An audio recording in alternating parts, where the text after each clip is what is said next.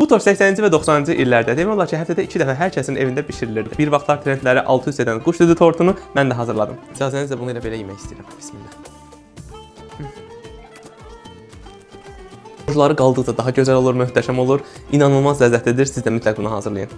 İşimizə ilk olaraq kremini hazırlamaqla başlayırıq. 1 litr südün üzərinə 1 stəkan şəkər tozu, 2 ədəd yumurtanın sarısı, 2 yemək qaşığı un, 3 yemək qaşığı da nişasta əlavə edib qarışdırırıq. 1 dəqiqə qaynatdıqdan sonra kənara alıb üzərini örtün ki, qaysaq bağlamasın. Baxın, bu tortun ləzzətinə ləzzət qatan kərəyağdır. Kərəyağını düzgün seçsəniz, həm kreminiz, həm tortunuz çox ləzzətli olacaq. Mən miya kərəyağından istifadə elədim. Qonşular üçün 5 ədəd yumurta, 1 stəkan şəkər tozu, 3 yemək qaşığı bal, 50 ml süd, 150 ml kərəyağı, 1 çay qaşığı soda, 1 çimdik duz. 15 dəqiqə parbanasında bişiririk. Daha sonra yarım çay qaşığı sodanı, 1 yemək qaşığı sirkədə açırıq. Üzərinə 660 qram da un əlavə edib yumşaq xəmir yoğurun. Qonşuları 10 bərabər hissələrə bölüb soyuducuda dinləndim. Mənim səhvim 5 bərabər hissəyə bölmək oldu. Daha sonra nazik açıb 200 dərəcəyə sobada 5 dəqiqə bişirdim. Mən kənarda 400 qram kərəyağı ilə 1 banka qatlaşdırılmış südü qarışdırıb bişmiş kremlə birləşdirdim.